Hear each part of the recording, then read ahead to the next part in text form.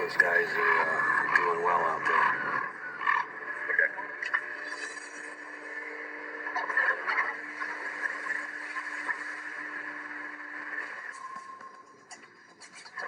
70 miles to the northeast of the Wizard. Captain Keith's luck hasn't improved. We've been stacking and not really hauling a whole lot of productive gear. I feel like the clock is ticking. I feel like, like we've been spinning our wheels.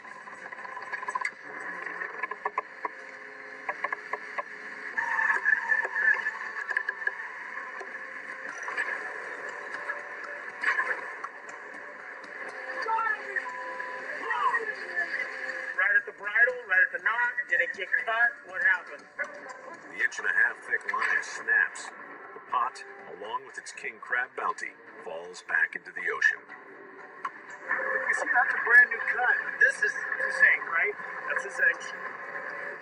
Keith suspects a jagged edge of steel attaching one of the zincs to the hull is chafing the lines, and that's why they're losing pots. The Wizard has 30-inch zinc plates attached to its steel hull. The zinc is called a sacrificial metal, which means it sacrifices itself to corrosion, which would otherwise eat away at the hull. Oh, it's going to take out the line and we're going to lose gear. I mean, the last pot we lost was $2,000. We could lose more money every day on that than we could make money. Now, with no money in the bank, Keith cannot afford to sacrifice any more of his gear.